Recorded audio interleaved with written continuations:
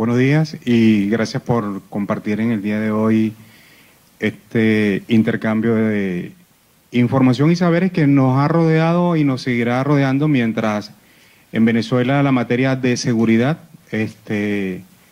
tenga un capítulo como es el aspecto penitenciario. En los 22 años de experiencia de investigación que tengo en el área, ha sido muy cuestionada cuando me corresponde formarme fuera de Venezuela para ser penitenciarista. En el año 92 inicié mis estudios acá en Caracas, en el Instituto de Estudios Penitenciarios, porque venía de conocer al doctor Elio Gómez Grillo en la Universidad Central. Y consideré dar mi aporte desde el punto de vista preventivo, porque como docente con más de 32 años de servicio, y espero que este año por lo menos el Ministerio me jubile para pasar a reserva, he considerado que el elemento más importante que existe en una sociedad para no tener cárceles es la educación. El poeta Víctor Hugo, después de estar 14 años en prisión en Chile, dice una frase que a veces la cito y la hay que reflexionar en la profundidad. Abramos más cárceles para cerrar más, abramos más escuelas para cerrar más cárceles. Y cuando se le pregunta eso, el poeta lo que dice es que cuando nosotros tenemos la responsabilidad de tener un hijo, la esencia de vida radica específicamente en una base educativa. Y hay un proverbio popular que dice, educa bien a tu hijo para que tu alma descanse mañana. Eso no lo dice a los padres. Entonces yo creo que ante tal afirmación de la educación, la base principal para abordar el tema de seguridad es la educación. Y para mí es a veces vergonzoso acompañar a organizaciones desde Venezuela fuera, porque soy fundador del Observatorio Venezolano de Prisiones y del Observatorio Internacional en materia penitenciaria latinoamericana. Y como especialista en el área, a veces me dicen, ¿qué ocurre en Venezuela? Normalmente los que me conocen como profesor de metodología en la Universidad Central de Venezuela y profesor de rehabilitación en el Colegio Mike Hamilton, que es el Pérez Carreño, conocido como tal. Yo soy profesor ahí de física aplicada. Y durante todos estos años, cuando alguien me dice ¿por qué ligan la parte penitenciaria o carcelaria a estos contextos?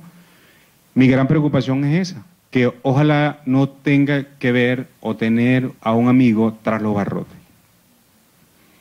Desde el año 94, cuando se me da la oportunidad de crear la Asociación de Penitenciaristas en Venezuela, el doctor Gómez Grillo dijo una frase que también la voy a citar hoy. El problema carcelario no es un problema de emoción y no es un problema de abordarlo un momento. Es un detalle continuo que nos obliga a abordarlo desde el punto de vista de la prevención terciaria, como la acotaba Luis. ¿Y por qué es terciaria? Bueno, porque la sociedad construye diariamente a las instituciones para funcionar. Y lo vemos primeramente desde un punto de vista social en la familia, en la iglesia, en las escuelas, en las universidades. Luego lo vemos en la parte policial, preventiva, que es la secundaria, como quien dice. Pero cuando ya se le escapa a las dos primeras tipos de prevención, ocurre la cárcel. Entonces la cárcel no es más que el reducto de una acción de prevenciones primaria y secundaria que resulta en esta última. Pero que es peor, porque cuando estamos en presencia de una actividad carcelaria, nosotros vemos y entendemos que la cárcel no ayuda a nadie, para nada.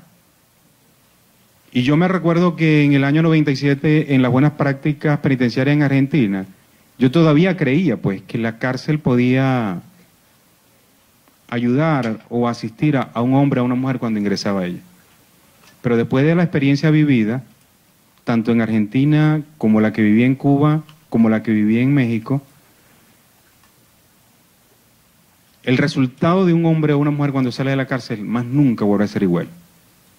Y hay un elemento más dañino que los propios organismos de seguridad e inclusive la propia familia obliga a que este hombre retorne a ese espacio nuevamente. Y eso sí es lamentable, porque si el tema central de una política pública es la seguridad, y la acotaba muy bien el diputado Caldera acá, elementos claves como evitar la comisión de delitos, y específicamente el de quitarle la vida a alguien, del homicidio. Él acotaba la palabra atraco, que es el robo a mano armada en nuestro Código Penal. Y eso lo vemos a diario. Entonces la cárcel no es más que ese depósito de seres humanos que producto de una mal llamada justicia, que no sé qué justicia es esa, pero es una mal llamada justicia, y me disculpan los abogados, si algo fuese efectivo, es hacer que este hombre o esa mujer que ante la comisión de un hecho punible acaecido o cometido por la circunstancia que sea, se aborde desde un punto de vista psicológico, biológico y social. Porque el elemento clave afectivo va a radicar en el contacto familiar que él ya lo tiene y que se refuerza o que se va a retomar por el tratamiento que va a estar en esa institución. Desde el año 80 en el mundo las cárceles son abiertas, exceptuando nuestros países latinos y caribeños que tenemos esta situación en las cárceles como tal. Le contaba una anécdota a uno de los muchachos aquí mientras hablaba el diputado Caldera, que a mí se me ocurre preguntar en Suecia que quería ver las cárceles. Y el joven, el guía, me decía que por qué insistía tanto en esa palabra, pues. Como no domino muy bien el inglés, pero entonces el muchacho me hacía la traducción y me dijo así: Rondón, deja la jodedera, que eso no se habla aquí. Porque es un país tan bello, tan extraordinario, y que provoca uno decir, bueno, pero nosotros tenemos todo eso en Venezuela, ¿por qué no tener algo así? Justamente no hay cárceles, sencillamente en esos países, porque Suecia no llega ni siquiera a 900.000 habitantes como tal. Finlandia no tiene cárceles porque es un clima extraordinariamente frío y el número de habitantes no llega pero ni siquiera a 600.000. Entonces, ¿quién va a estar hablando de cárceles? Entonces, cuando uno termina de recorrer y ver esas realidades, tú dices, ¿cuándo yo pudiera pensar en Venezuela de decir un país sin cárceles? Los estándares internacionales nos los piden, nos los dicen. El problema radica en la política pública y en la política de Estado. Siempre que abordamos este problema de las cárceles, y se lo he dicho a todos los ministros, no hay un ministro desde el año 98 para acá que Pedro Rondón no haya tenido la oportunidad de hablar. De hecho, cuando se crea el Ministerio Penitenciario, y si ustedes revisan la base de datos van a decir, bueno, pero tú pertenecías al gobierno, ¿quién era el asesor en materia penitenciaria para la conformación de ese ministerio? Pedro Rondón. ¿Y por qué fracasa todo esto? Porque entre la teoría y la práctica hay un divorcio total. No hay forma de lograr eso. Y ante esa realidad nosotros estamos parados, una de las vergüenzas peores como hablar del problema carcelario. Y cuando uno lo visita, yo fui director de cárcel en el año 98. Si el director del penal era Humberto Prado y el subdirector era yo. Y vemos lo que ocurre en una cárcel, pues. Y ante tal realidad uno dice, ¿qué vamos a hacer nosotros? Entonces el primer enfoque que nosotros podemos conversar hoy y señalar es esta afirmación. Siempre se cree que la cárcel va a ser eso, la forma de dañar y perjudicar y castigar y maltratar. Bueno, sí, eso es la cárcel ya. Desde que surgió la cárcel es eso. Pero se sigue creyendo que ante una actividad como tal, la cárcel es el mejor castigo. Yo creo que es el boomerang que se nos va a regresar en cualquier momento. Porque esa persona que entró por las circunstancias que hayan sido, una persona que entra por robo o mano armada bajo la preeminencia del descontrol de las armas, porque se fomenta inclusive desde un punto de vista hasta del propio gobierno, si retomamos palabras más, palabras menos, cuando los propios activistas y funcionarios del Estado pueden entregar armas en un barrio que pudiéramos esperar nosotros. Entonces, van a sancionar ahora el joven que hizo el robo a mano armada, o la persona que se prepara a un colectivo, como ocurre en el área metropolitana de Caracas, invaden las propiedades y ahora no hay un tribunal que dicte o sentencia la norma para un desalojo. porque todos también están armados. Y como la propia institución policial o militar es la que custodia, caso típico, la esquina del Chorro en Caracas, usted no hay forma de saber por qué invadieron un edificio teniendo una institución policial en la base o en la planta baja de dicho edificio. Contradictorio a veces diría cualquiera. La ley de régimen penitenciario en toda la historia, a mí me correspondió en el año 99 recoger un documento que se llama, está publicado por la Alcaldía Libertador, se llama Compilación Penitenciaria de Venezuela, ese libro. Y yo recojo el primer decreto de la separación de Venezuela de la Gran Colombia en el año 1826 hasta la última ley de régimen del año 2000. En Venezuela hemos tenido 7 leyes en materia penitenciaria como tal, pero existían una serie de disposiciones legislativas que normalmente permitían el funcionamiento como tal. Por ejemplo, en el decreto 39 del año 26 decía que Venezuela en el proceso de transición se regía por el Código de Justicia que regía la Gran Colombia y las cárceles respondían a ese criterio. Se fue modificando y ocurre un hecho interesante que en el 1915 se promulga la primera ley de régimen penitenciario, una ley con 27 artículos, no dice mucho, pero que tiene algo como base. Luego la hacen el año siguiente una modificación y radica exactamente en el artículo 5 de esa ley. Era que por la ubicación geográfica establecieron a San Fernando de Apure hacia el centro de la región de Venezuela geopolítica y debería estar en la región llanera. Por eso aparece una ley de 1915 y una ley de 1916. No permitió el funcionamiento como tal porque las cárceles ya dejan de ser una institución de internamiento, sino que debe ser de tratamiento. Y en el año 1926 se crea la ley, yo diría, de mayor proximidad a lo que es la institución de seguridad de Estado. Porque cuando hablamos de la materia penitenciaria, es materia de seguridad de Estado. Y es competencia exclusiva del Ejecutivo Nacional. En todo momento ha existido eso, y lo podemos corroborar en la Constitución vigente del año 99, en su artículo 156, numeral 30. Ahí está estipulada que es competencia de ellos. La cárcel, por lo tanto, es materia de seguridad de Estado. Un hombre que visionario en la época de los años 30, que se llamó el doctor Tulio Chozone, viaja a Estados Unidos, estudia el sistema penitenciario y en el año 37 surge una ley que permite abordar al ser humano como ser sujeto de derecho. Antes era objeto, ahora es sujeto de derecho y esta ley permite, en el año 37, incidir sobre un principio de progresividad. Lamentablemente no se materializó todo un contenido, como ocurre en casi todas las leyes en materia penitenciaria. No le dan vida a la letra. Y hoy, dentro de las conclusiones, hoy vamos a ver uno de los ejemplos, porque la ley de régimen penitenciario siempre la letra queda letra muerta, inerte, no le dan vida. Pasó la ley del año 37 y surge la ley del año 61, que es la que normalmente se puede decir que tiene mayor vigencia, porque esta ley, a pesar de tener todo un proceso sistematizado para funcionar las cárceles, no logró su cometido. Y la reforman en el año 80. Dicha reforma, cuando se va a crear una nueva ley de régimen penitenciario, y la actual ministra Iris Varela era la presidenta de la Comisión de Política y Régimen Penitenciario en el año 2000, un hecho, por eso es que a veces las cosas se devuelven, ella consideró que solamente se podía ir a la reforma de esa reforma, no una ley. En la conversación en la comisión como tal, yo le hice una acotación de 77 observaciones que debería tener la ley de régimen penitenciario si la iban a promulgar. Y consideré, por ejemplo, un aspecto importante. La ley de régimen, como elemento clave de un proceso preventivo, debe involucrar la familia. Si usted obvia la familia, el hombre viene de una familia, convive y participa con una familia y debe retornar, cuando salga de esos espacios, a reforzar el lazo familiar o a formar familia. No hay una ley como tal en Venezuela, en toda la trayectoria que tenemos de las 7 leyes, que aborde la actividad familiar.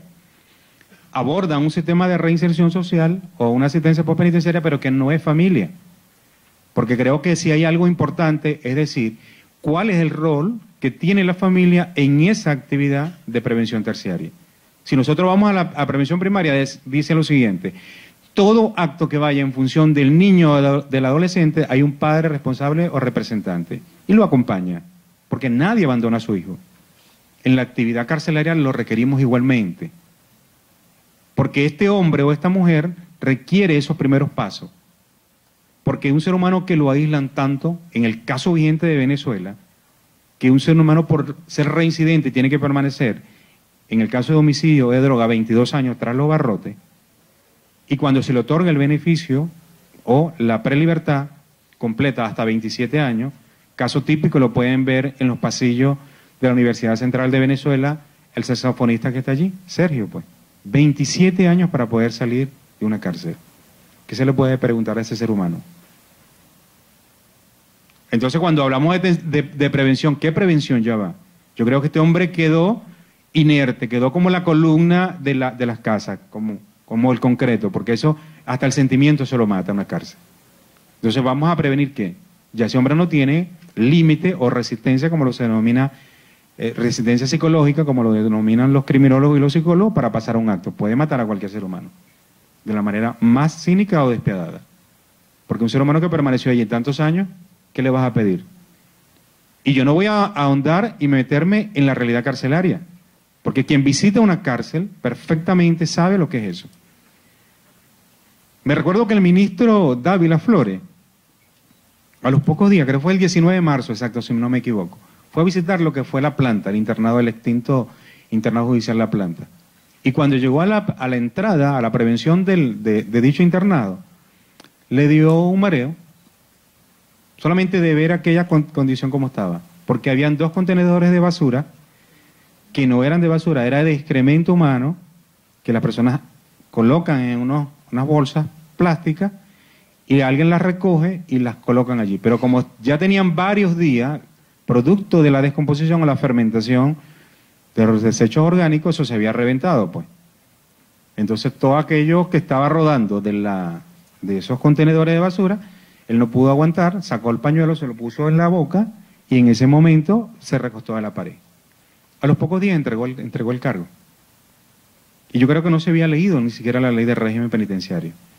Porque el artículo 1 de la ley en todo momento lo que dice corresponde al Ejecutivo Nacional, por disposición del Ministerio X, el funcionamiento o organización de las cárceles venezolanas.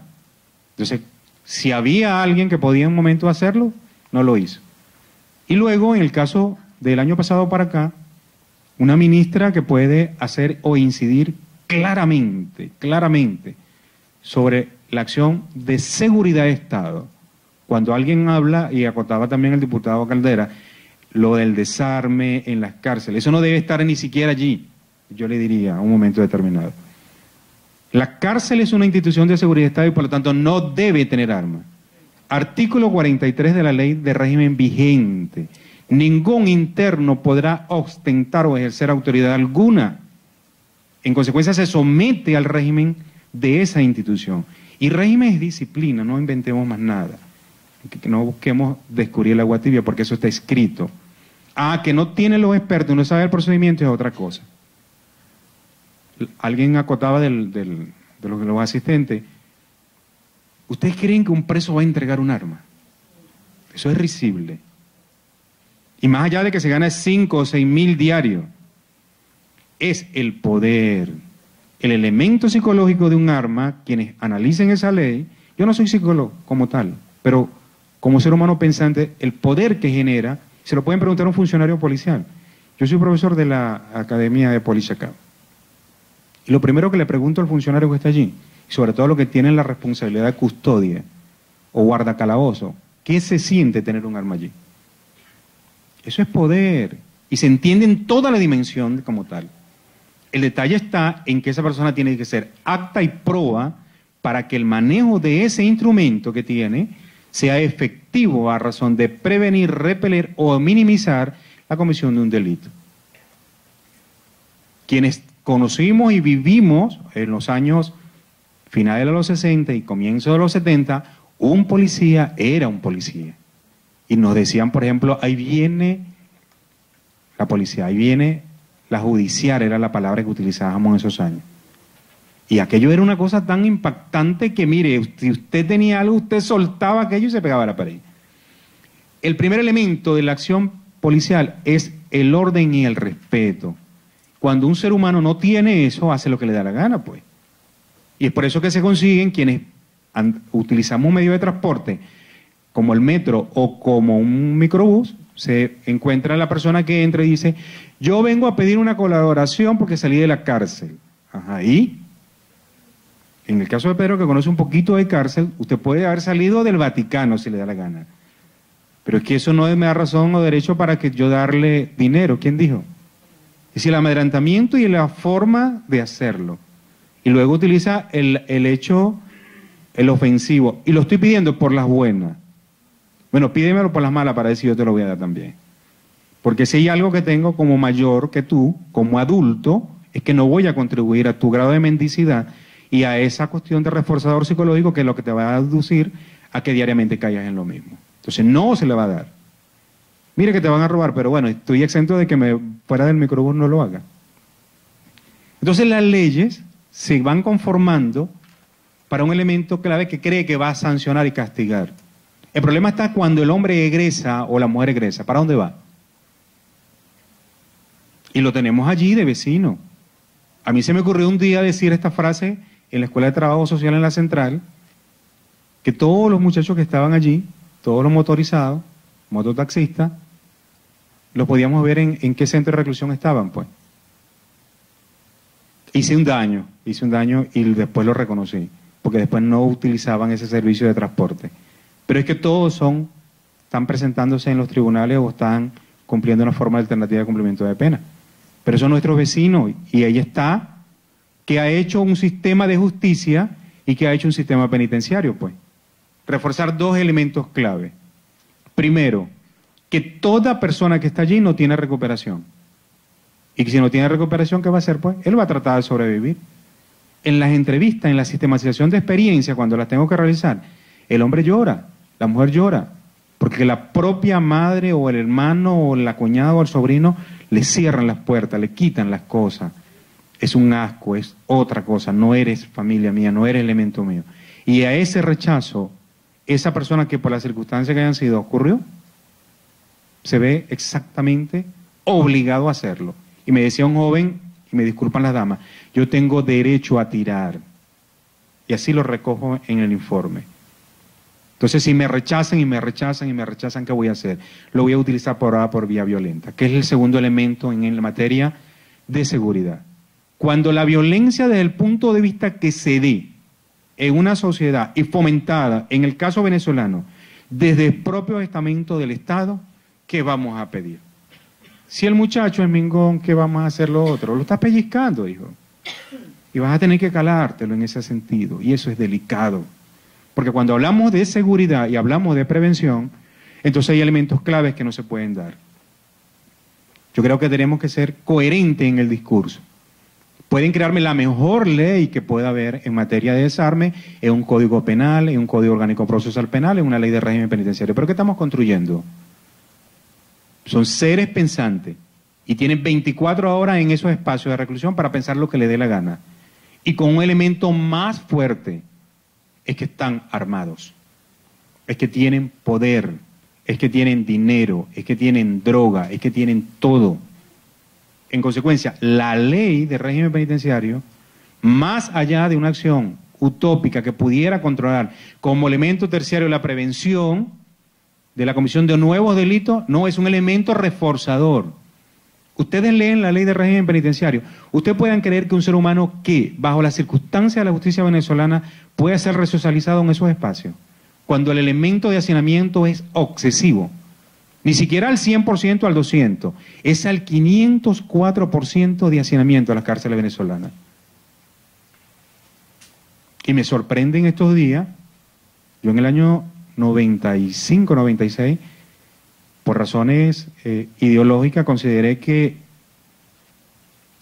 Carlos Ramírez, el conocido del Chacal, podía regresar a Venezuela. Integré comisiones y hice una seria lucha.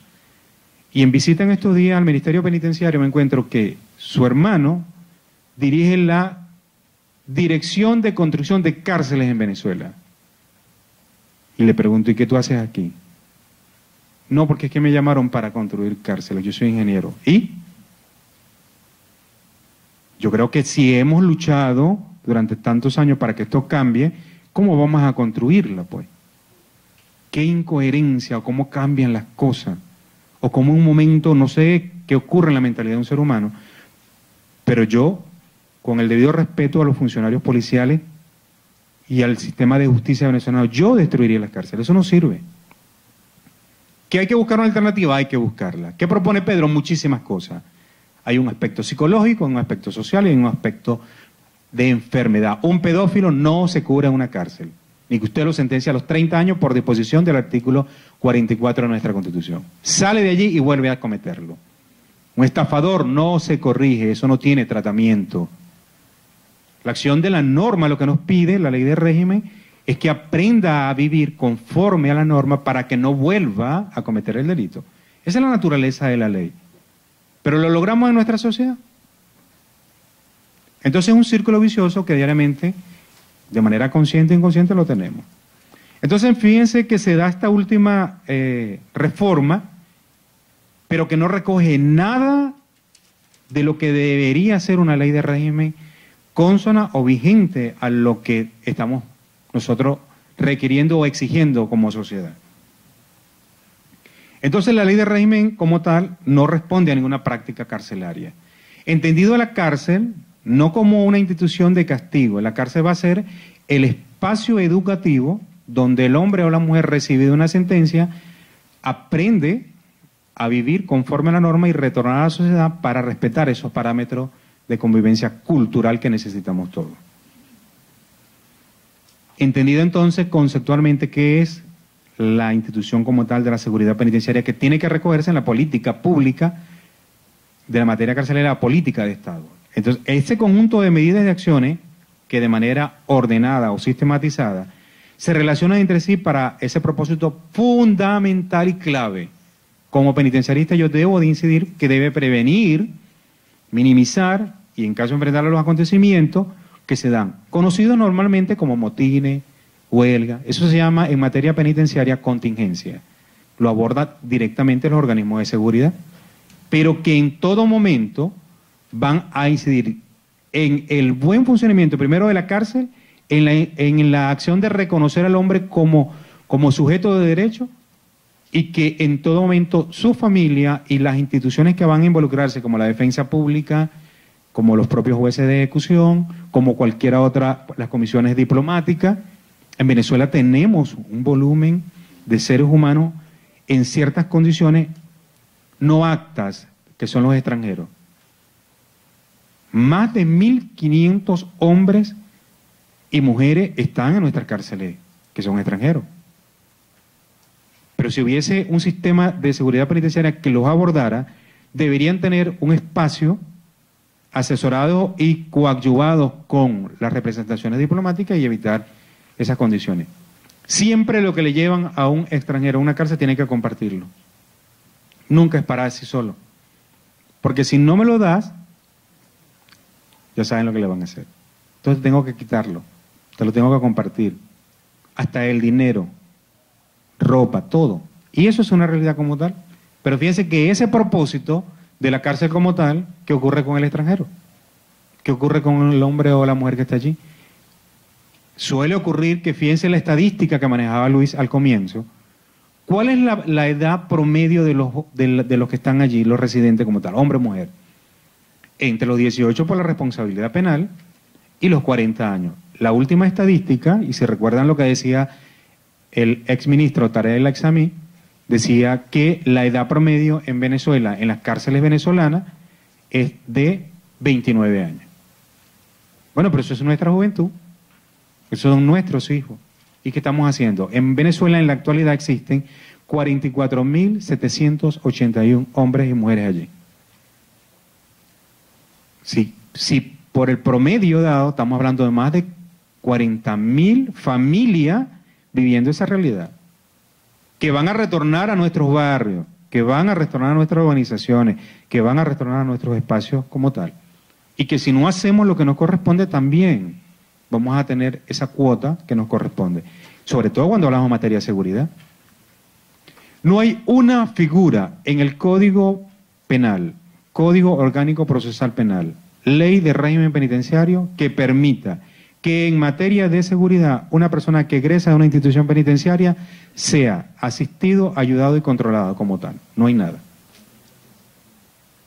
Lo único que sí vi, y que es delicado, en la reforma del Código Orgánico Procesal Penal, en el artículo 489, ahora el juez de ejecución, recibida esa disposición de la sentencia, le asigna, cuando la pena es inferior a 10 años, al Consejo Comunal, dice líderes y lideresa de la comunidad del Consejo Comunal, el control de ese egresado. Pero que la práctica me ha dado a mí, en 2 meses de investigación, cómo se somete a una de las vejaciones más vulgares y ruines que pueden darse. La persona en la panadería dicen, el que está pagando en la caja salió de la cárcel, ese es el hijo de María Pérez, X por violación y tal cosa, tal cosa, tal cosa, tal cosa. Entonces, quienes están allí, hay señoras que ni compran el pan en la mañana, porque se van por el miedo, es un expresidiario. Y lo que antes se daba para materia preventiva, ahora se está dando para materia destructiva y de inseguridad, porque en lo que venga el rechazo de ese hombre o esa mujer, te va a pasar factura. Ah, tú eres la chismosa, tú eres la, ¿cómo que dicen? El sapo de la comunidad, ya tú sabes lo que te va a pasar. Porque ahora está focalizado allí. Y a esa realidad se está enfrentando. Eso no es seguridad. Eso no es un mecanismo preventivo. Porque a veces creyendo que es bueno eso, lo sueltan a ver qué ocurre. Y ahí hay una consecuencia fatal. La ley es que normalmente uno trata y ver de manera en materia de seguridad, y recuerdo, yo cuando cursé mis estudios no existía el Código Orgánico Procesal Penal, porque lo que existía para los años 90 hasta el año 98 era el Código de Enjuiciamiento Criminal. Pero esta misma lámina siempre se ha utilizado, porque si se ponen a ver la fecha, como tal, no ha cambiado nada, exceptuando el nombre, la fecha del Código Penal y Orgánico Procesal Penal, pero el Código Penal sigue siendo igual. Una serie de disposiciones absurdas que no dan nada, una figura de un confinamiento.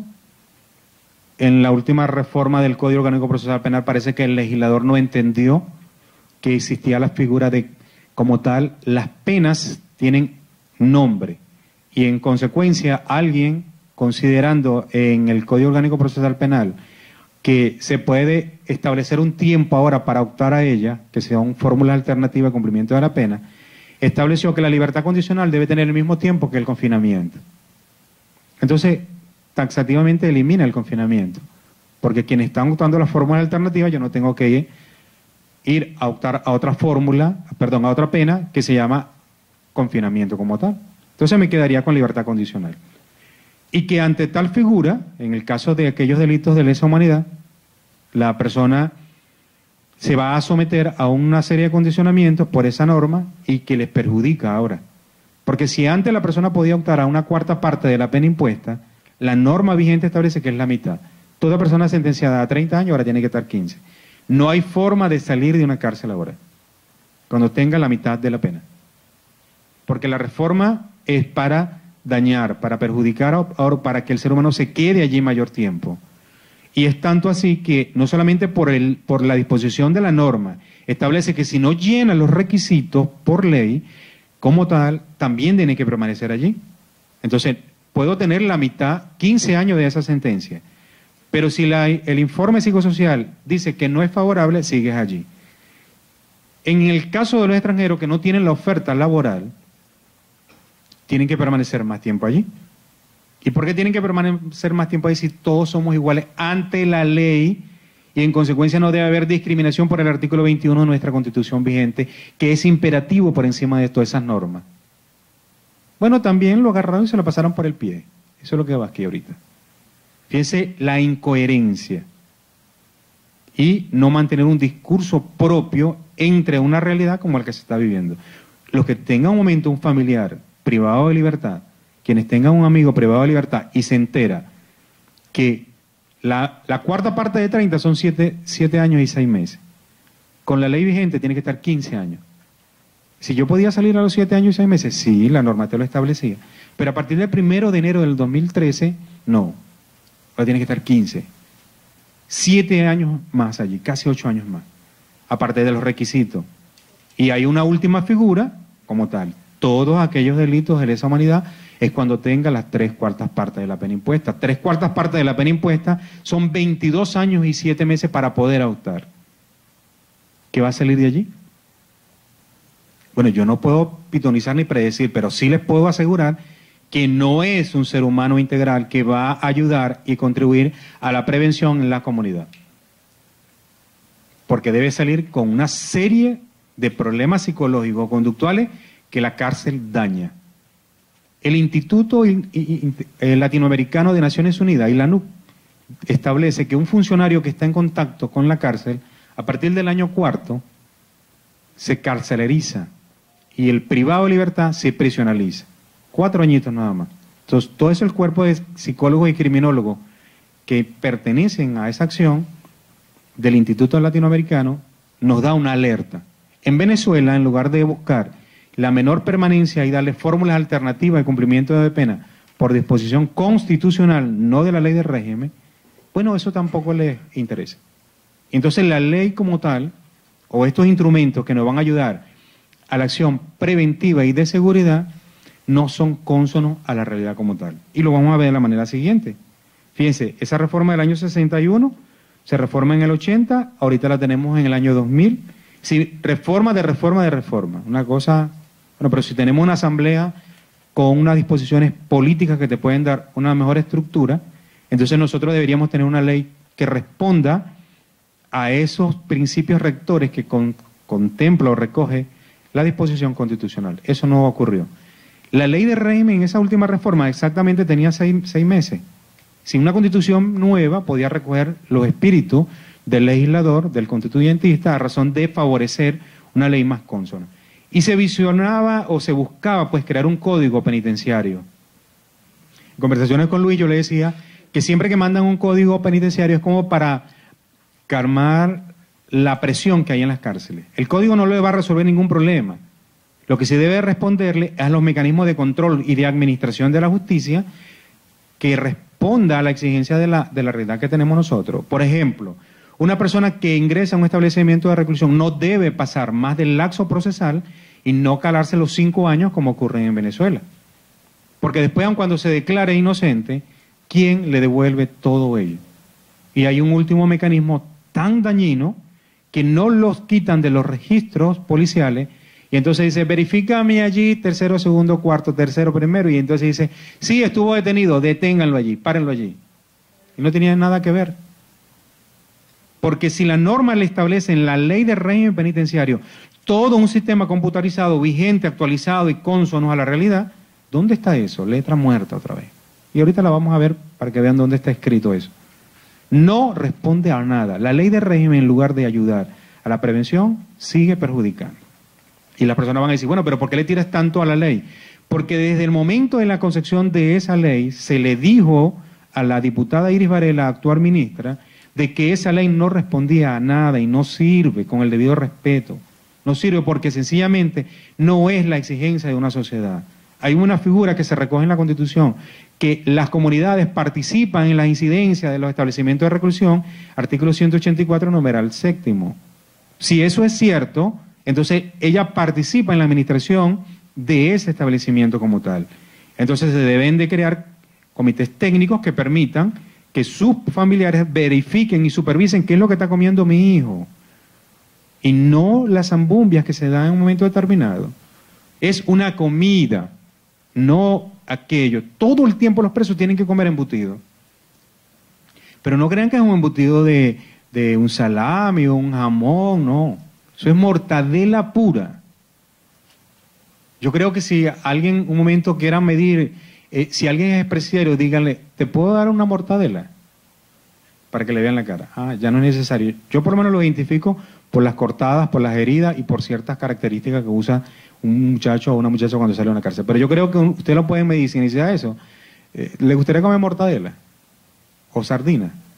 Para que digan, pudiera ser en el supuesto, según Rondón, de que viene de una institución.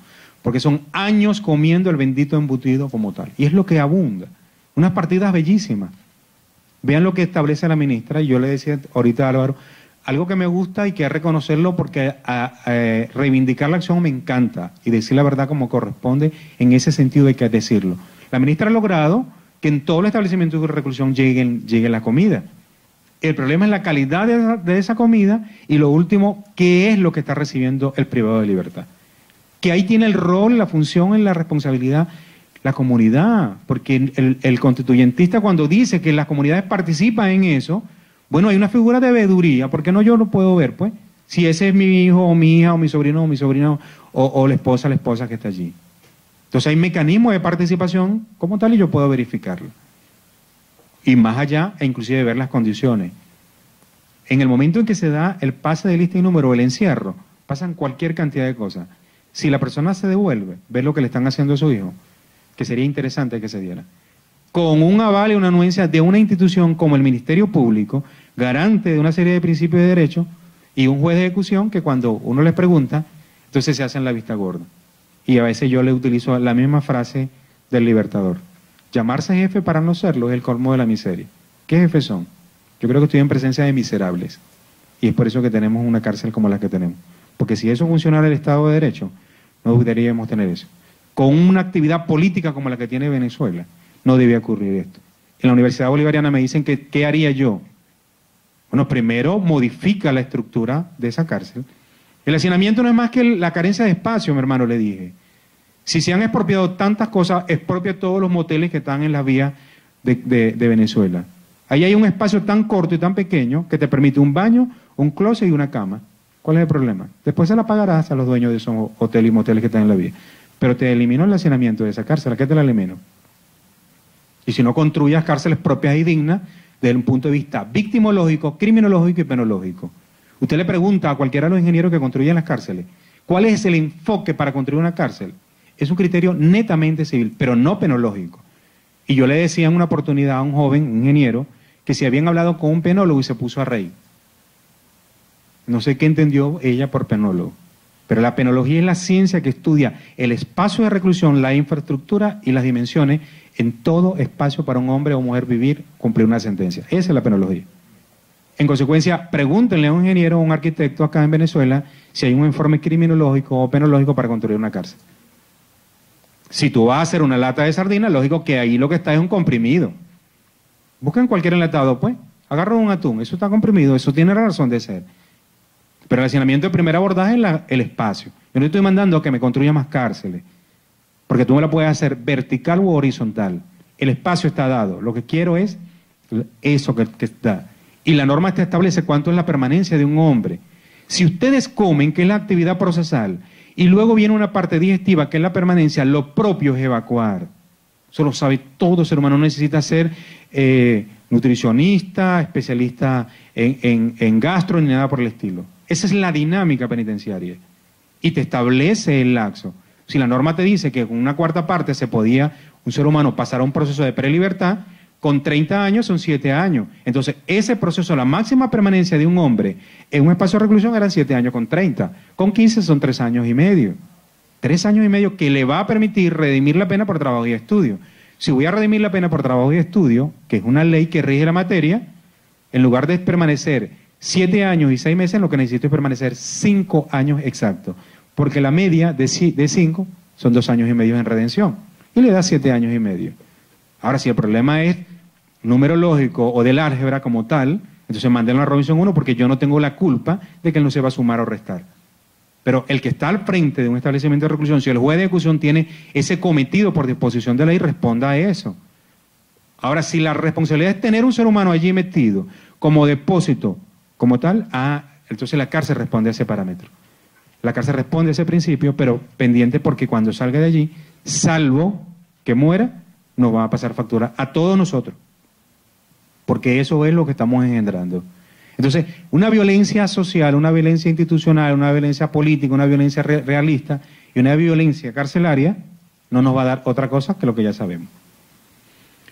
Entonces, la ley de régimen debería, en todo momento, si se iba a promulgar en el año 2000, responder a una serie de principios rectores constitucionales. Y fíjense, por ejemplo, dice el artículo 272 de la Constitución del año 99 que el Estado garantiza un sistema penitenciario, no un régimen, un sistema. Y si es un sistema, es la participación de todas las instituciones del Estado, no del gobierno de turno, del Estado como política que le vaya a dar, primero, una rehabilitación asegurada, dada, caracterizada, que respete esos derechos humanos. Usted le pregunta a cualquier privado de libertad, ¿qué derecho humano se le garantiza allí?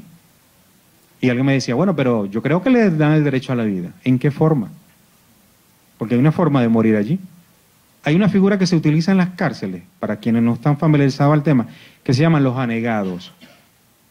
Los anegados es la condición más pobre del pobre en la cárcel, donde ya él no tiene más nada y tiene que refugiarse en ciertos espacios. Muchas veces hasta ni la iglesia cristiana evangélica los acepta. No aceptan irse para allá, perdón. Las iglesias sí los aceptan, pero no aceptan irse para allá. Y esas personas pasan días sin bañarse. Son los que hacen sus necesidades en bolsa o en papeles y esperan la limosna de algún familiar o algún visitante que les lleva algo de comer.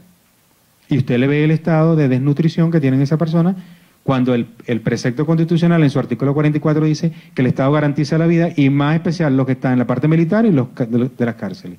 Caramba, pero si el 44 garantiza, ¿cómo se garantiza la vida así? Son personas que hasta el hedor que desprende de no bañarse es repugnante al contacto cuando uno los aborda.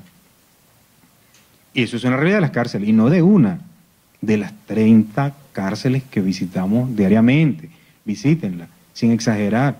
A veces los muchachos me dicen, tú le pones como mucha emoción a eso. No, es que lo que da es tristeza saber de que teniendo una institución rectora como un ministerio penitenciario que lo recoge inclusive la reforma del Código Orgánico Procesal Penal en el artículo 516 y dice que entran figuras de vigencia anticipada, y con toda la realidad que se da desde el año 2012 todavía no vemos una luz al final del túnel en materia carcelaria, y una ley desactualizada que no responde a principios rectores de derechos humanos o de un espacio como tal para el trabajo o el estudio. Normalmente usted sabe lo que hacen los jueces de ejecución, tienen que convalidar lo que se le manda del penal por vender café, cuando eso debería estar prohibido. Si es un trabajo, ¿qué es un trabajo como tal? ¿Qué es el desempeño de una función? Si es de naturaleza educativa, si es de naturaleza remunerativa, que no se le va a entregar a él, al familiar. El diputado Caldera señalaba, bueno, que si esa arma se entrega puede incidir para tal cosa. No, es un derecho que tiene el ser humano en libertad, que no me lo puede agarrar de gancho a la actividad carcelaria.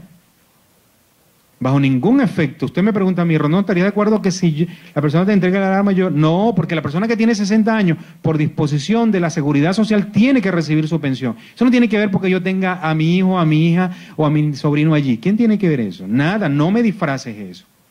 Eso está prohibido desde un punto de vista del derecho penal y penitenciario. No hagan esa barbarie. Hay una forma de incidir en esos espacios para como tal. Se llama requisa. Y hay 3 tipos de requisa. Pregúntenlos a los especialistas en seguridad penitenciaria. ¿Qué se hace para controlar cuando un ser humano tiene eso? Entonces hay una requisa que se llama requisa extraordinaria. Toda esa población tiene que salir al patio. Y no es porque sea violenta, tiene que salir. Cuando ellos bajan al patio, todo el personal entrenado, sea de custodios penitenciarios o militar, entra y revisa todas las paredes, todo, y todo lo que esté prohibido de objetos los tienes que recoger y quitar. Un paquete de pan, eso no ocurre en las cárceles, no debe ocurrir. Si ahí hay un penitenciarista, eso se evita así. De no hacerlo por la acción extraordinaria, hay un último sistema que sí es más violento, que es la militarización por disposición de ley, que lo aprueba el Ejecutivo Nacional en Consejo de Ministros y los militares asumen por 72 horas o el tiempo pertinente esa institución como tal, y eso se desarma como tal. Porque el funcionario policial fue entrenado para el uso progresivo de la fuerza en esos espacios. Entonces yo no le veo a veces cuando una asocia una cosa con la otra. Yo creo que hay un desconocimiento sobre la materia y que a veces se quiere como meter a cosas. No, eso no ocurre en la norma. Un espacio de seguridad. Imagínense que a mí se me ocurra decirle que en los espacios policiales, en virtud de que no podemos ingresar los civiles, puede tener una reserva allí de drogas, de uranio. Eso no es cierto. No disfrace una cosa con la otra. Eso sale del raciocinio normal. No liguen una cosa con la otra. En materia carcelaria yo me opongo y lo diré en los espacios que sea. Eso no corresponde para una institución carcelaria. Y las instituciones carcelarias tienen otra característica, que es la capacidad que tiene de las personas que deben estar en esos sitios como tal. Entonces, yo, docente, no puedo tener más de 25 participantes en el aula. Entonces está determinado el número de participantes allí. En caso excesivo, la norma me dice que puedo llegar a 30, pero pedagógicamente, andragógicamente son 25. Entonces, ¿por qué me tienes que hablar de un espacio que no está apto para un proceso educativo? Usted se imagina 60 personas trabajando con un esmeril. Eso sale de la lógica. O una pala. Bueno, tendrán que tener las 60 palas para abrir lo que va a construirse, pues. O imagínense una actividad deportiva. No, mi hermano, ya en básquet están las reglas establecidas. En fútbol están las reglas establecidas. En voleibol están las reglas. ¿Cómo voy a meter 60? Eso sería lo que llamamos nosotros en el argot social una caimanera. Es otra cosa, pero no es una actividad deportiva. Imagínense cuando vamos a la actividad cultural de cualquier manifestación. No, es que el baile es la burriquita. Ok, va el baile de la burriquita. Entonces deben tener toda una cantidad de 80 burriquitas allí. No, es una burriquita. Si estamos haciendo el teatro, es el actor principal y los demás. Entonces imagínense, tienen que haber 60 protagonistas. No, es uno el protagonista. Son reglas establecidas. Creo que parece que la acción social, educativa, recreativa no se comprende desde el punto de vista de la seguridad y el tratamiento que estamos en esos espacios. Y se lo digo como docente. A mí me dicen, Rondón, son 25. Pero es que son 25, dividamos en 2 secciones entonces. Pero son reglas establecidas. Si empezamos a obviar la norma, entonces entramos en la anarquía, y la anarquía, ante el desconocimiento de la norma, nos va a dar otro caos, pues. Entonces no vamos a trabajar bajo la teoría del caos, porque las normas se hicieron para cumplirla, no para discutirla. El desconocimiento de la norma no quita que no se cumpla y que no te dé tu responsabilidad. Eso es el artículo 25 de la Constitución. Debe ser que hay un problema en la comprensión, en la lectura o en la implementación de los funcionarios que ponen al frente de ello. Porque eso para mí es más lamentable, de que estamos enfrente de funcionarios que ni siquiera saben para dónde van. Entonces hay una máxima de los chinos. En Asia hay una máxima que dice, el que no sabe para dónde va, ya llegó. Ahí lo tenemos. Y eso es una realidad, pues. Uno de los principios rectores del 272 que nos piden y que nos dicen y nos preguntan, y Luis decía, bueno, Pedro se ha metido en todo. Tuve que conformar el gremio de penitenciaristas en Venezuela, y como presidente del gremio tuve que recoger cuántos penitenciaristas tenía Venezuela. En Venezuela existen 1.071 egresados del Instituto Universitario Nacional de Estudios Penitenciarios, en las especializaciones de gerencia. Así que tiene para responder como director de cárceles en cualquier índole, en administración, en seguridad y en educación y tratamiento. Así que responde a la exigencia de 4 estándares por Naciones Unidas que Venezuela los tiene ya. Y se pudiésemos decir que somos hasta especialistas o particular esencia de ese énfasis en Venezuela.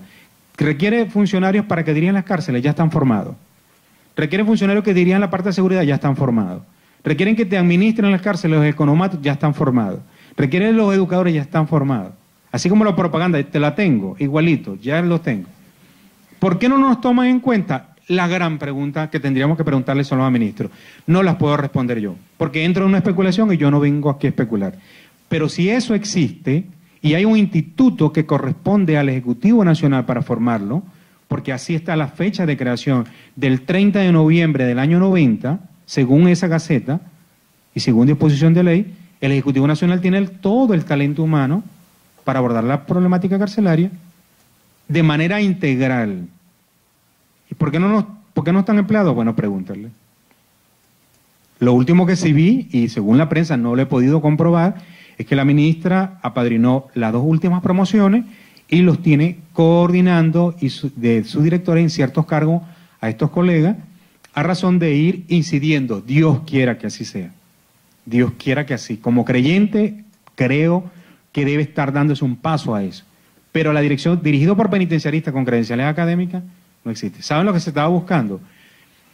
Que se diera un diplomado para que a través de ese diplomado estos especialistas, según ellos, pudieran dirigir las cárceles. Y entonces usted se encuentra, por ejemplo, en la cárcel de Tocorón, a un exgobernador del Mérida dirigiendo la cárcel. Y yo le preguntaría al gobernador, el exgobernador, ¿qué hace un exgobernador dirigiendo una cárcel? ¿A razón de qué? Porque yo creo que lo primero que tiene que ser la ministra, y a veces se jactan de decir dentro de la Constitución todo, fuera de ella nada, pero bueno, debe ser que eso está fuera. Quiten esa figura de allí, pues. Así como se va a recoger la enmienda ahorita para que cualquier venezolano connotado, más allá de la responsabilidad de cualquier presidente de turno a futuro, bueno, pues modifiquen eso, pues. Porque verdaderamente vale la pena responder a la exigencia. La carta siempre se llama como el pacto social, es porque responde a la necesidad y la exigencia de una sociedad. No es por invento de la persona y de capricho de un momento. Entonces, adaptar la Constitución anillo al dedo. Porque yo quiero, ahí la adapto. Para eso hay formas de accionar, leyes, decretos leyes, leyes especiales o normativas que se aprueban en las comisiones y dale.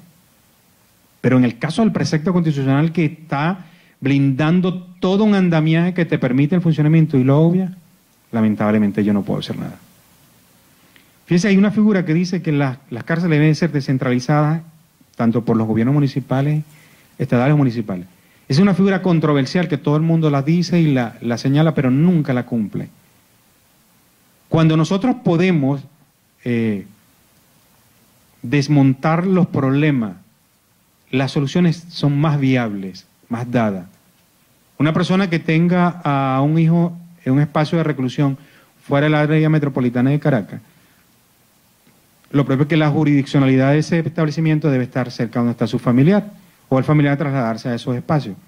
Y él va a responder directamente a esa institución administrativa que tiene, sea el alcalde o el gobernador.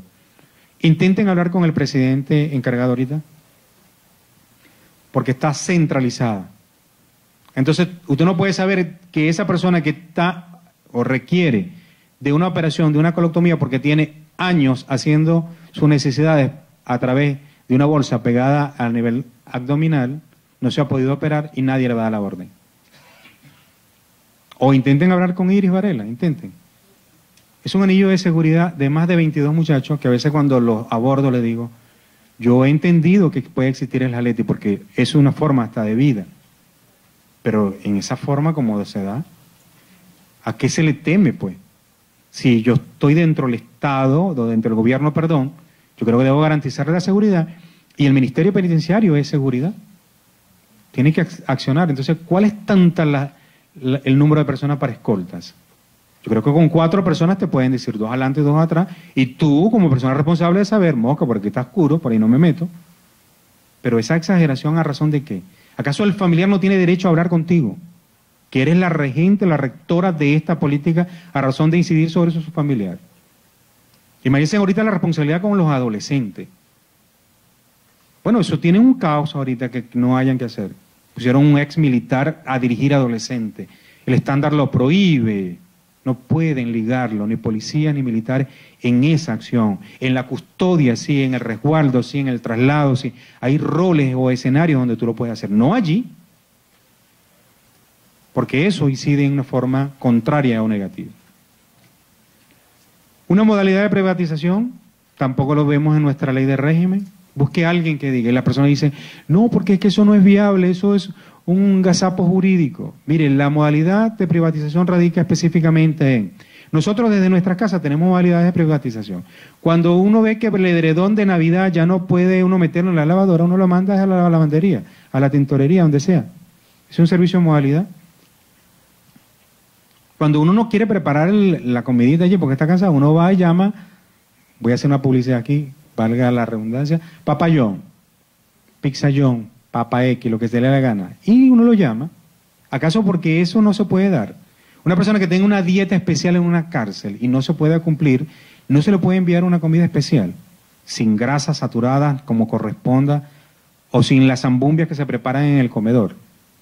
Porque la preservación de la vida está garantizada, en consecuencia, debe buscar un mecanismo para ello. Se puede entonces pedir algo de comida.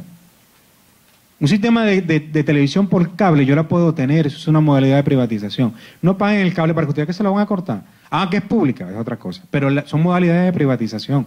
Entre tantas que pudiéramos dar. Una persona que tenga una carrera completa de pregrado, yo considero estudiar a través de la acción virtual, porque me lo permite el sistema tecnológico, y yo sencillamente inscribirme y alguien está pagándome desde la calle esa acción para yo estudiar desde la cárcel, ¿por qué no?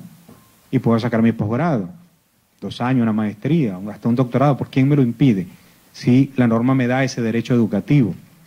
Entonces hay modalidades de la privatización en las cárceles, que la gente cree que hay que privatizar la cárcel, esa es otra figura.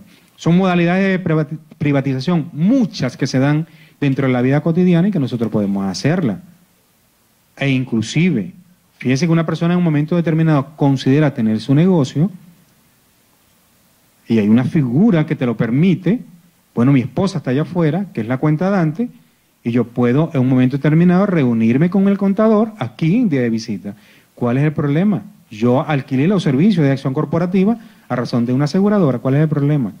Eso atenta contra la seguridad mía acá. ¿Ejerzo algún poder, daño, contraviene la disciplina en el artículo 43 y 44 de la ley de régimen? No, es un derecho que está allí de manera sencilla. Y hay una condición que se da el régimen abierto, que es la nación de la naturaleza, por la cual desde el año 80 las reglas de Beijing por Naciones Unidas piden que las cárceles se abran. Se abran a razón de que los mecanismos de control, eso de la custodia externa, hace un daño a las cárceles y todas las personas por eso lo hablan y lo señalan. ¿Quiénes son responsables de que los penales estén armados? La custodia externa. No tenemos la prueba, pero ¿quiénes tienen las armas en Venezuela? Lo señalaba el mismo diputado Caldera aquí. Corresponde por disposición de la Constitución a esa rama de la Fuerza Armada. ¿Y quiénes custodian los penales en Venezuela? Una rama de la Fuerza Armada que tiene ese permiso o esa acción de administrar las armas y las municiones, entonces controlen a ellos. ¿Qué pide el artículo 7 como tal? Que las cárceles sean abiertas. ¿En qué consiste eso? Que el personal civil nada más tiene la responsabilidad en los establecimientos de reclusión de máxima, mínima y media seguridad. Una cárcel de mínima seguridad no tiene custodia externa y de media tampoco, es la de máxima, pero no es militar ni policial, es civil y se llama cuerpo de custodios y lo recoge la ley de Policía Nacional en el artículo 27. Hay una policía penitenciaria que se debe dar por disposición de la ley de la Policía Nacional, pero es solamente para el traslado, es solamente para casos de contingencia o de motines. Cuando hay un secuestro, evidentemente va a participar una policía para poner orden y se llama policía penitenciaria. No se ha formado como tal tampoco, porque tampoco ha respondido por el tiempo una Policía Nacional que aborde la problemática penitenciaria desde el punto de vista integral. El hecho alternativo en un momento determinado, cuando se cumple una pena, lo que se busca es que las personas no solamente sea prisión o presidio, que debe crearse otra. Por ejemplo, cárceles de guardia y custodia nocturna se deben dar para aquellas personas, por ejemplo, cuando un hombre o una mujer, producto de las circunstancias de delitos menores de 10 años, puede ir a un espacio de reclusión para dormir allí. ¿Por qué no? En el caso de un hombre que está bajo una medida de seguridad, en el caso de droga, que lo contempla la norma, puede ir a cárceles de fines de semana para evitar que entre viernes, sábado y domingo incida o el espacio coadyuve a que se propicie pues, el consumo de esas drogas. Se puede dar inclusive espacios donde la persona trabaja mediodía y mediodía permanece en esos espacios de reclusión, pero de manera productiva, que son lo que se denomina laborterapia, son talleres de formación y capacitación que se pueden dar. Se puede inventar y se puede hacer, no porque lo haya dicho Simón Rodríguez, o inventamos y erramos, nosotros tenemos las acciones, tenemos los mecanismos, tenemos la disposición constitucional para hacerlo. Aquí todo el mundo tiene que ir a prisión o a presidio, no hay más nada, porque el legislador no ha abierto un compás de alternativa a esa acción, exceptuando la multa, que se sabe que sale, que no es privativa de libertad, es restrictiva y se da. Pero fíjense que no hay más nada. Si hay alguien que puede en un momento determinado abordar el tema de seguridad, se debe a la figura institucional. ¿Cuántas instituciones debe haber en Venezuela para abordar el problema, la problemática carcelaria y el problema de seguridad? Por ejemplo, cuando nosotros hablamos de las personas que vienen por problemas de adicciones, ¿qué es lo primero que hacen? Los encierran. El encierro no responde a ese tratamiento, porque la persona se siente presionada, atosigada, se siente mal bajo sus efectos. Lo que se debe dar ahí es un acompañamiento. Se debe llevar allí es otra acción recreativa, cultural, de formación y de distracción para que el elemento necesario que se llama síndrome de abstinencia se minimice a su mínima expresión y se pueda lograr eso. Pero no los tenemos. Y no porque el precepto constitucional lo pide, es que ni siquiera nos paseamos por ello. Cuando se dice que el Estado creará las instituciones postpenitenciarias indispensables, se cree que solamente es el Ministerio Penitenciario. No, tiene que intervenir el Ministerio de la Familia, porque el Ministerio de la Familia, a través del Instituto de Formación de la Juventud, tiene que abordar entre los 15 y los 30 años. Eso está escrito en la ley que rige la parte de la juventud. Yo tengo que ir a una cárcel teniendo menos de 30 años. No, porque hay una institución que te lo rige. Eso tiene que motivarse, propiciarse. La misma ley orgánica en materia educativa da elementos clave para que una persona que cometió una falta o un delito menos gravoso, inferior a 10 años, su actividad sea en todo momento educativa y formativa, da charla, da información en las escuelas, en los barrios, en las comunidades, en las propias instituciones. Hacia allá debe apuntar. Y hay una autonomía que se pide por disposición de ley que tampoco aparece en ninguna parte de la norma, que debe haber un ente descentralizado más allá del ministerio, como ocurre, por ejemplo, el Ministerio de Transporte tiene Instituto de Aviación Civil. En materia carcelaria no, nadie se parcializa o se va para una... No, nadie propone nada, eso está inmútil, esto está en letra muerta, pero el legislador lo pide. Y a razón de eso de incidir sobre una política como tal. Fíjense que el artículo 3 de nuestra Constitución nos pide que tanto la educación como el trabajo, que sean los procesos fundamentales para ayudar a eso. La ley lo recoge, pero no se materializa. Entonces fíjense lo que se hace a una persona cuando va a salir de la cárcel. Se le pide una oferta laboral. ¿Acaso la institución no tiene un instituto autónomo de trabajo? ¿Por qué ese instituto no le da la oferta laboral? Que está en un proceso de prelibertad, a razón de evitar eso. Y hago énfasis en los extranjeros que no hay forma de lograr y de ayudarlo. Porque el propio juez de ejecución dice, bueno, pero si no tiene la primera característica de capacidad de residencia en el Estado, se me va ahí.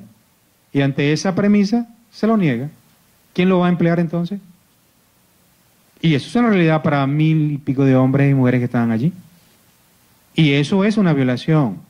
Eso no es igual ante la norma, ante la ley. Fíjense lo que dice, un sistema que responda a la parte de centros abiertos y cerrados. Aquí hay una figura que se llama fórmula alternativa de cumplimiento de pena, destacamento de trabajo, régimen abierto y libertad condicional. Esa es la premisa que pide la Constitución y esa es la premisa que pide el artículo 7. Y el tratamiento debe ser personalizado. Aquí todo el mundo, todos los delitos tienen que ir a un solo espacio. El que sea. Gracias a Dios que por lo menos separaron la parte de tránsito, porque aquí, y que originó inclusive la creación de la planta, aquí una persona cometió una falta, usted tiene que ir para allá adentro. ¿Pero por qué? El tratamiento es personalizado, individualizado. Entonces una persona que está bajo la premisa de X delito, no pueden ir todos hacia allá. Bueno, lo vemos en violencia. Si hay la privativa por disposición de la norma, va a la cárcel, ahí no hay ningún anexo, un espacio, un pabellón que vaya para... Todos van para allá. Entonces se menoscaba también ese derecho del artículo 7. Vemos el objetivo principal de la norma que busca, la reinserción social.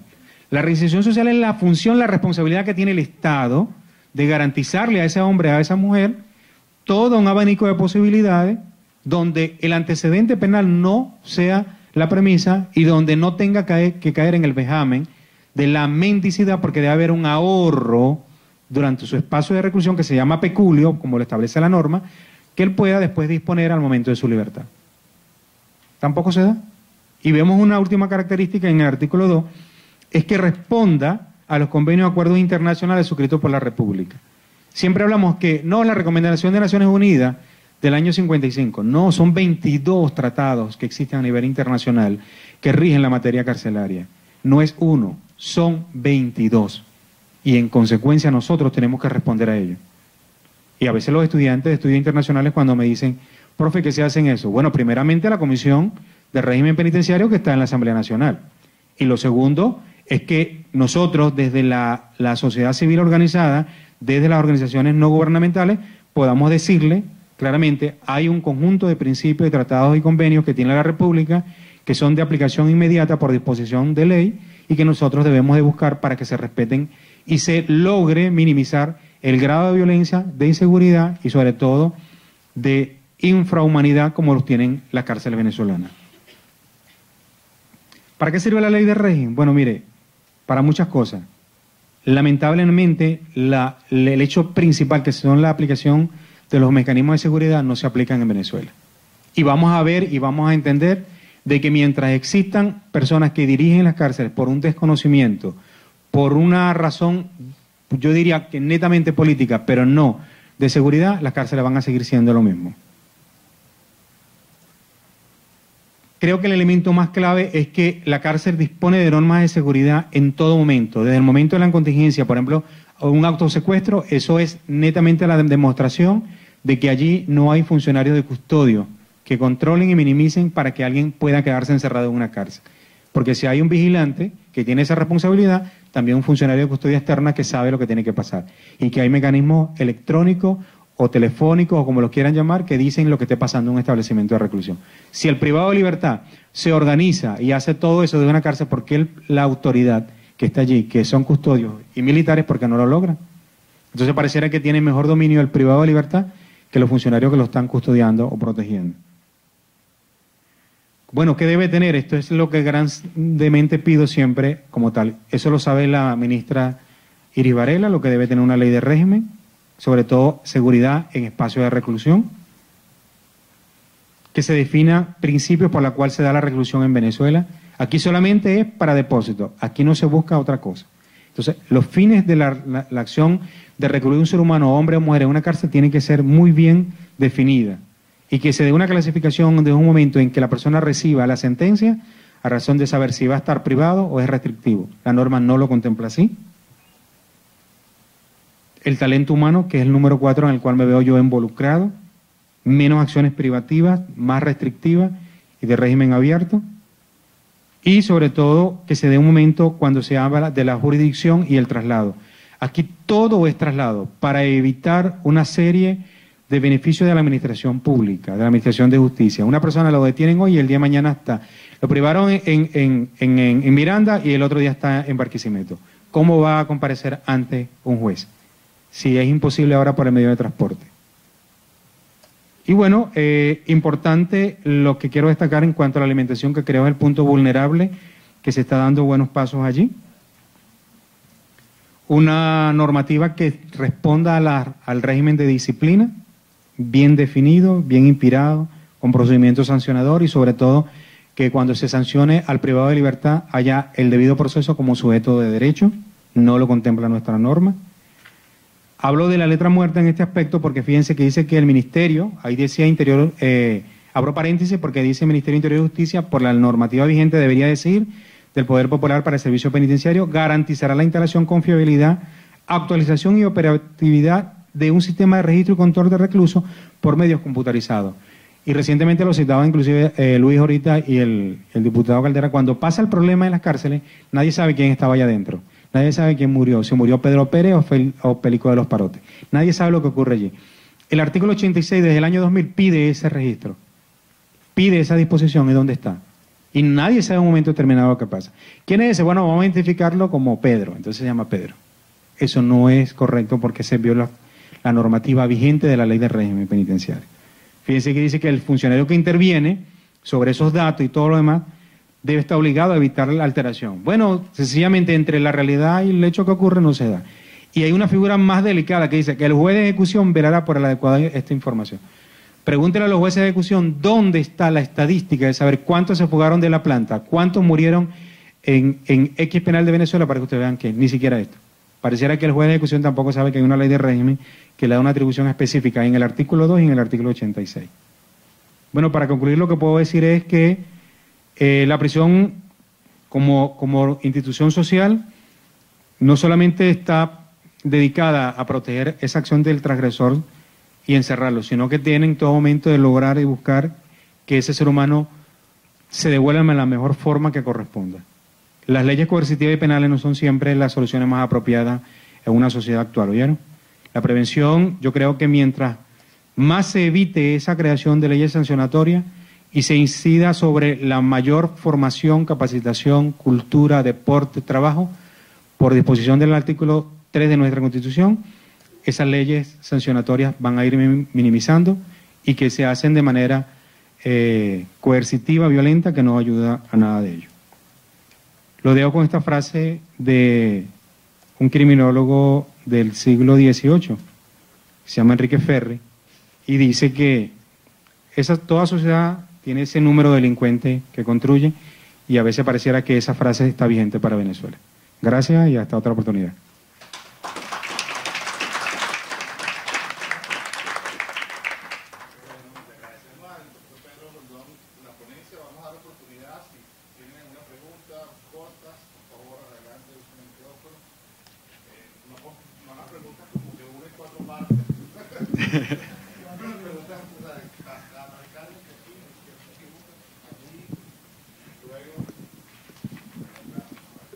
Bueno, muchísimas gracias por su exposición, y hay algo importante que creo que no se habló en ella, que es cómo controlar esas mafias que están dentro de las cárceles. Y cuando usted hablaba del ministro Dávila, recuerdo con claridad cuando él estaba allí y sacó su pañuelo blanco para vomitar y llamó al viceministro Igor Colmenares para que pusiera un poco de orden en eso, ¿no?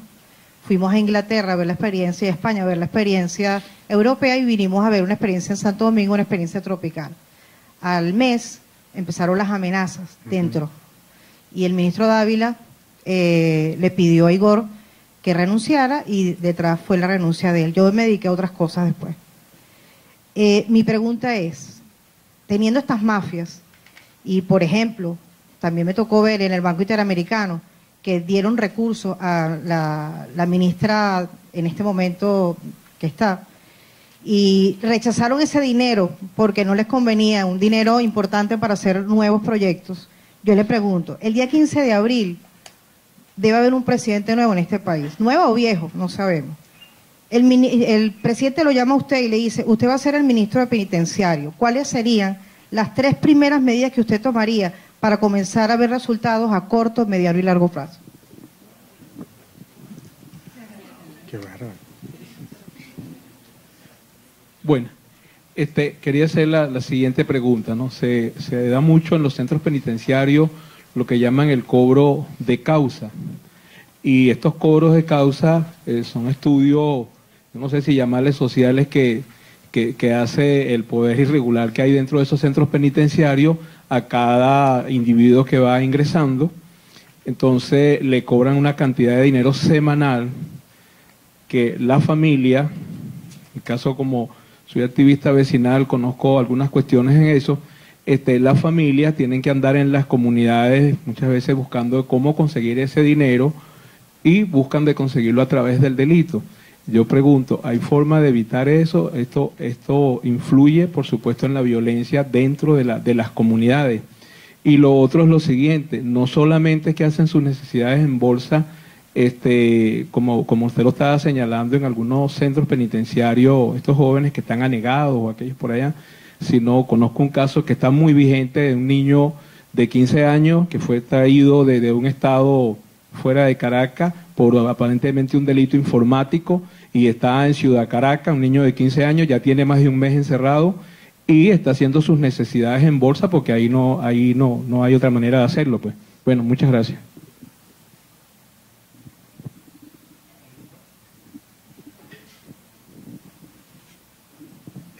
Bueno, yo quería hacerle 2 preguntas. La primera es, si bien es cierto, atacó bastante a los jueces de ejecución porque no cumplían con su trabajo, pero también es cierto que no hay la cantidad de jueces suficiente para cumplir con ese trabajo.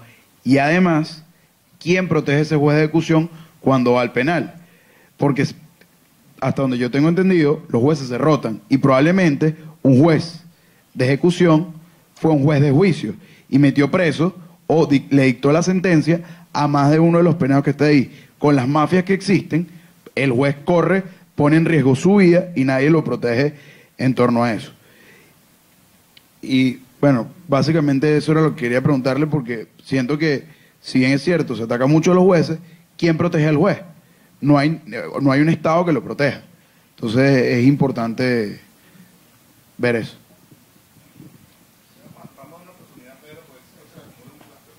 Ok. Bueno, con respecto a desmontar la mafia carcelaria, voy a volver a utilizar la expresión del Libertador. Llamarse jefe para no serlo es el colmo de la miseria. Si yo estoy en disposición de asumir la dirección de un establecimiento de reclusión y ese director es el que dirige a la jefatura de régimen del establecimiento y se llama jefe de régimen, no se llama jefe de los servicios, jefe de régimen, este hombre, ese director y el subdirector tienen la responsabilidad de que la administración y funcionamiento responda a la normativa de seguridad. Y se llama exactamente agenda de trabajo o agenda de servicio. Todos los gerentes o todos los que estudiamos gerencia sabemos cómo debe funcionar una institución de seguridad de Estado y específicamente la cárcel. Entonces, en la lista de pasa y lista y número que se da diariamente en un establecimiento de reclusión me permite que mientras estos hombres y mujeres están en el patio, un personal de seguridad está haciendo la requisa. Un personal de ellos debe coordinar para que reciban su alimento y un personal del equipo de ciencias auxiliares o de tratamiento, que son los educadores, los recreadores, los administradores, la parte sacerdotal, la parte religiosa, la parte de cultores, la parte deportiva, van a incidir a partir de ese momento. Y esa agenda se cumple diariamente, entre las 7 de la mañana y las 5 de la tarde. Si el director del establecimiento está cumpliendo ese cometido gerencial y de administración, es imposible que dentro de un establecimiento de reclusión pueda haber mafia. ¿Por qué no debe haber mafia? Porque supóngase que el Guardia Nacional pasó el arma como corresponde. Bueno, en el momento del pase de lista y número que corresponde siempre a una actividad, el de la mañana o de la tarde, yo la minimizo.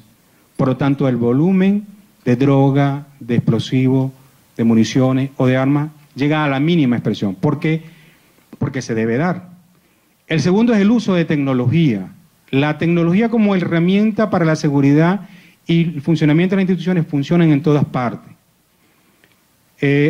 Una de las experiencias extraordinarias la tiene Estados Unidos. Y cualquiera que vaya y vea, ahí no puede pasar ningún metal al establecimiento de reclusión, porque desde los detectores de metales o los lectores ópticos saben lo que tú llevas en el cuerpo, pues.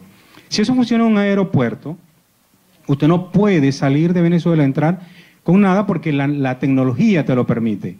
Si la cárcel es una institución de seguridad, ¿por qué no lo implementas allí? ¿Acaso la Guardia Nacional no es el que tiene el perímetro externo? Y luego un funcionario de seguridad formado por el Estado para controlar eso. Entonces, deben haber los mecanismos de tecnología para minimizar eso. Y hay una última característica que se da en cuanto a las mafias como tal. Si todos los establecimientos de reclusión tienen una celda individualizada, imagínense qué puede hacer un hombre que tenga el mayor arsenal de droga, de arma de fuego, droga o municiones. Él solo allí. El detalle está en que la jefatura de régimen abra esa puerta. Eso debe ser tecnológico, no se debe abrir una vez que ingresa. Y la capacidad de dominio y supervisión es del subdirector y el director de verificar que en ese cuarto está uno solo. ¿Qué motín puede hacer un hombre solo? ¿Qué daño puede hacer un hombre solo? O la última característica es cómo verdaderamente debería de darse para que esa persona que está allí, bajo la seguridad y resguardo y custodia del Estado venezolano, no entre en una acción desviada a la distinta a la de cumplir la sentencia. Entonces, el juez de ejecución, aquí meto la primera responsabilidad que tienen cometido como tal, de ver que eso está, porque el juez de ejecución visitará. Fíjese lo que dice la norma, se hará acompañar del Ministerio Público, de la Defensa Pública, de la Defensoría del Pueblo, a los efectos de que eso se cumpla el régimen. No dice ni siquiera ese detalle, se cumpla el régimen. Ahora, si esa persona como tal no está apta para ser juez de ejecución y no sabe que tiene los organismos de seguridad de Estado Yo, siendo juez de ejecución, giro una instrucción directamente y solicito a la Guardia Nacional, al Ejército, a la Policía Nacional, a la Policía Municipal, que bajo la seguridad de mi integridad física me acompañe a los espacios que sea. Y el Estado está obligado a dármelo por disposición de ley, bajo el principio de cooperación, de tener ese apoyo. Porque cuando yo dicto una sentencia y no se me ejecuta, yo tengo que velar, es una atribución mía de que eso se cumpla. Entonces los espacios de reclusión, más allá de una figura ministerial o gerencial o de dirección, tiene serios mecanismos que eso se cumpla. Y cuando eso no se da, fíjense que tiene una excepcionalidad de la ley. A mí me dicen, Pedro, ¿qué se puede hacer para abordar eso? Como sabemos que la violencia es tan fuerte y la organización es tan mafiosa, yo debo ir militarizando progresivamente el penal para retomar y dentro del lapso que corresponda devolvérselo a la autoridad civil. Es clave. Y así lo haría. La pregunta cuestionadora, con usted cuando en un momento determinado me dice si llega un nuevo presidente y me llama como ministro. Yo siempre he dicho que no aceptaría un cargo como ministro porque normalmente yo estudié penitenciarismo, no estudié administración de desastre y las cárceles son un desastre. Ante tal realidad, si tengo que asumir un reto, como lo que sea, las normas del 272, el artículo 272 me da 3 elementos clave a los efectos de ello. Entregarle las cárceles inmediatamente a los gobernadores y a los alcaldes que me lo pidan. Porque ese problema me lo voy a quitar. Son 32, 33 problemas y lo voy a dividir ahora en 20 y tantos estados. Coadyuvo e incido con un equipo técnico para que las ciencias auxiliares, criminológicas, médicas, legales, incidan para que le hagan ese acompañamiento a ese director del establecimiento, pero regido por penitenciaristas. En un establecimiento de reclusión hay 13 áreas específicas. Esas 13 áreas tienen que ser dirigidas por un experto en el área. Porque un jefe de traslado sabe perfectamente que la boleta que llegó tiene una hora estipulada. El custodio que llega no le importa la hora. No, ahí decía que la audiencia preliminar a las 9 de la mañana y yo lo voy a subir a las 3. Ya pasó el lapso, porque el fiscal y el defensor ya se retiraron. Y eso hace un retardo procesal. Si yo soy el jefe de traslado, verifico que la boleta me dice que compareces en la mañana. Si el traslado se da de un estado a otro, solamente se puede dar en las tardes. Y eso lo sabe el especialista. ¿Para qué te voy a trasladar si ahí decía que a las 9 de la mañana y te voy a sacar a la 1 de la tarde? Y vamos a una última incidencia extraordinaria. Todo espacio de reclusión tiene que tener la ayuda de transporte o de infraestructura, que es la palabra correcta, para que si en un momento determinado un organismo de seguridad motorizada, colocando lo que se denomina vulgarmente en materia policial el sándwich, va el chofer, va la persona imputada y luego va otro custodio, me lo trasladan al espacio de reclusión, de tribunalicio, a razón de que se dé la justicia directa, inmediata, gratuita y expedita para evitar ese problema. Yo minimizo un retardo procesal inmediatamente con motorizado, porque sé la realidad como se está dando por el colapso. O establezco con una hora específicamente que se llama vía de contraflujo, a los efectos que solamente ahora por allí puede pasar ese transporte penitenciario, de transporte penitenciario, que no tiene que pararse salvo el que le indica el semáforo, para que se evite cualquier cola o cualquier incidencia de contingencia que se pueda dar en la vía. Y muchas otras cosas que podemos seguir incidiendo. Y hay una última característica que se debe dar como ministro como tal. Si el ministro se hace acompañar de un buen equipo de asesores, porque no se las va a saber todas, y sobre todo cuando debe rodearse de funcionarios de la Administración de Justicia, de la Defensa Pública y específicamente de la Defensoría del Pueblo, yo creo que los 3 asesores principales deben venir de esa institución e involucrar directamente a una figura que es clave en materia carcelaria, que son los organismos de seguridad de Estado. Si a mí esos organismos no me dan el apoyo, con todo el personal de custodia que tenga, con todo el personal administrativo que tenga, si el policía no me ayuda, si el policía no me abre canales, si el policía no me avisa, si el Guardia Nacional no me da el apoyo, o el organismo hasta de la aviación en un momento determinado, el día de mañana a las 9 de la mañana debe estar Pedro Pérez en el área metropolitana de Caracas, porque ahorita se encuentran las colonias Movida El Dorado, yo debo de prever media hora antes, entonces necesito hasta un helicóptero si en un momento determinado, como ministro, de necesitar trasladarlo para la acción inmediata de ello y darlo dentro de la jurisdicción donde corresponda cada caso en particular hasta el momento de la sentencia, para yo poder desconcentrar y hacer que la justicia se aplique de manera inmediata. Eso es lo que haría como